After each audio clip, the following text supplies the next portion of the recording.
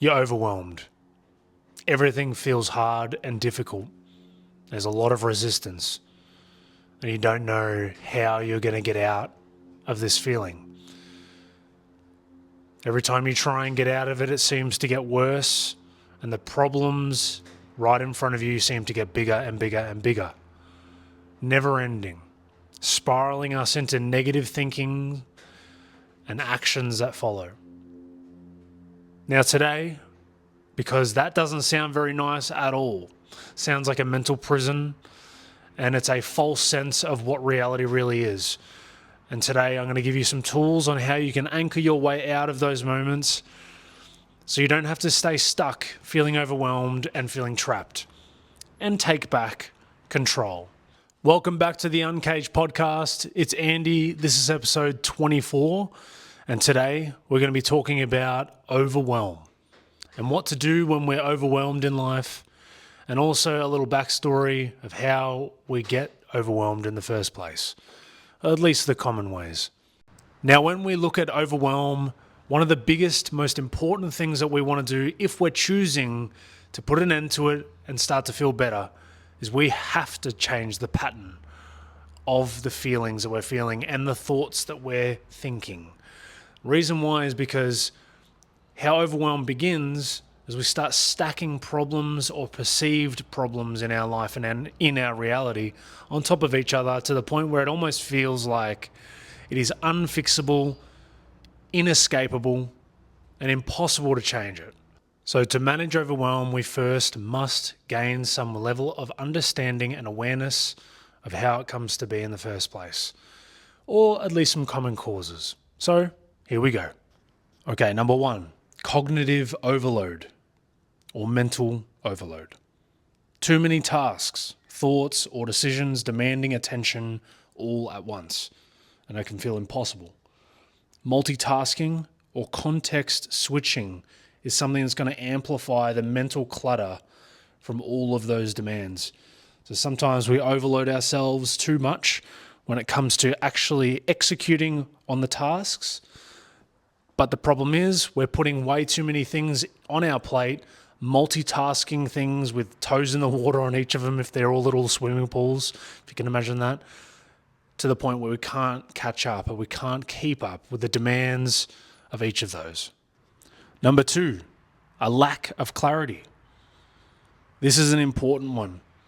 Vague goals or even undefined next steps are the things that create friction in the process of overwhelm being developed. And when you don't know what to focus on, everything feels urgent, which is why it's really important, like I've mentioned in previous episodes, that you have to get clear on your goals, break them down into steps, so then all it is that you do is wake up in the day, know what your priority of tasks are, and go and take action. That way it's clear, precise, and only a matter of time before you complete them.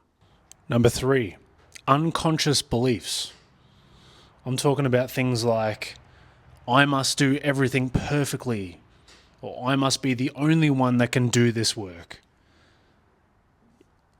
If I rest, I'll fall behind and fail.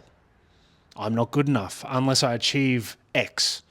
These beliefs are the things that create self-imposed pressure, which is why we have to stand conscious and aware of the kind of things that we're believing in about ourselves and what we're buying into when it comes to our own stories and self-assigned identities.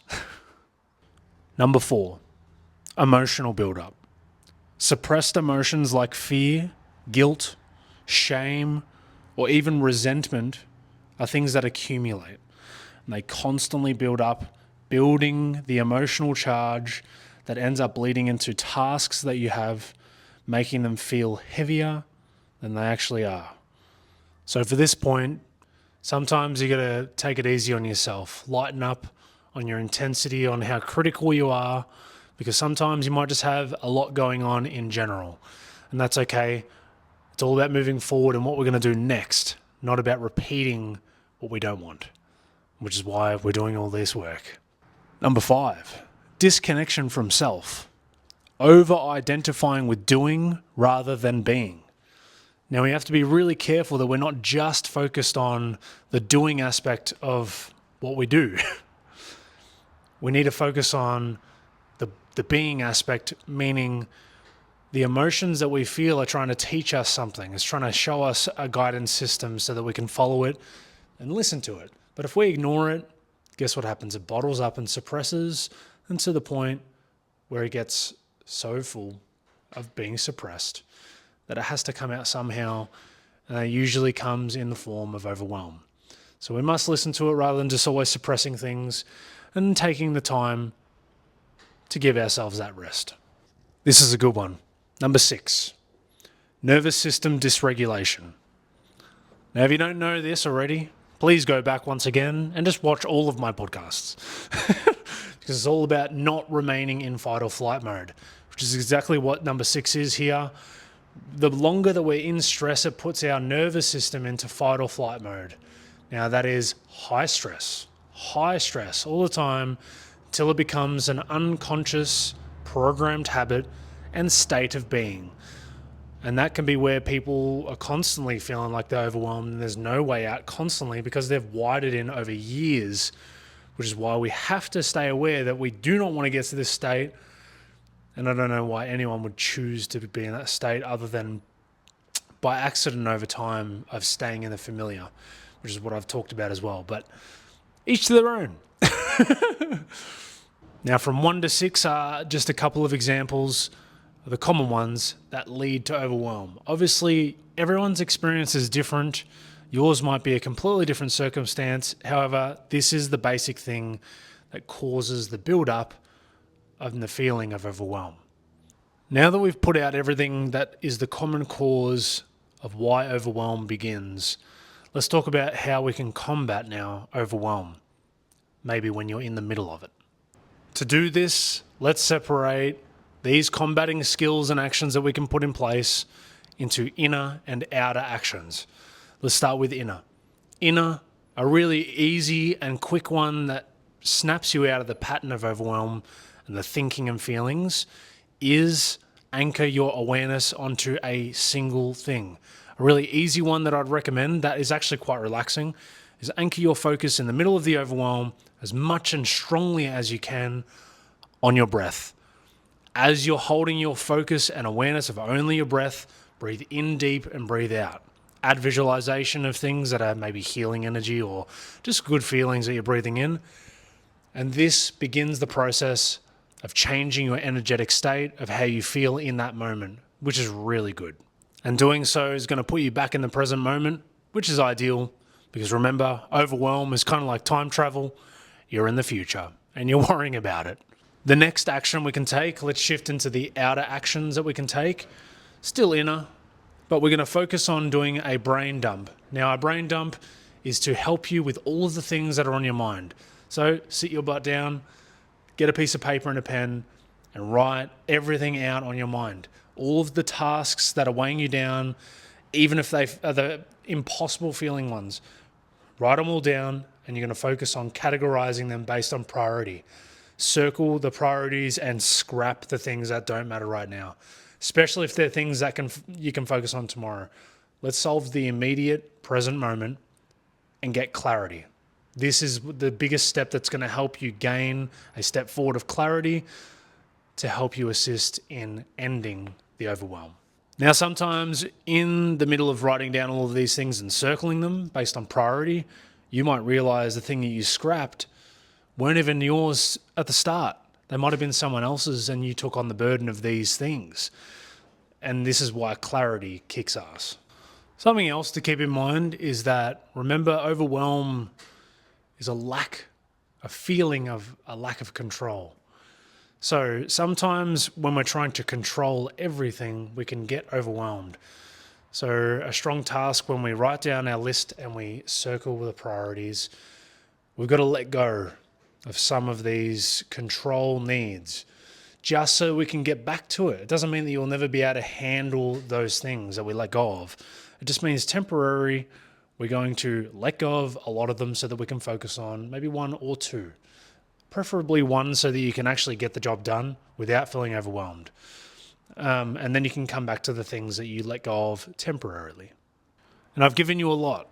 And now to go to the theme that I've always gone to, and this is just a more of a specific scenario, getting deeper into the process of being overwhelmed. In this case, every time we do the work to intercept feelings and actions that we are experiencing, especially if they're negative ones, the more we intercept it and change it in the moment, the more we rewire the habit. Now remember, sometimes people have a tendency to get overwhelmed. It's because they've been programmed by their own actions over time. When things get busy, we react in a negative way. To solve overwhelm, we have to change our reactions, which is what I've just given you a process of, just so you can intercept it and begin to rewire the story behind it.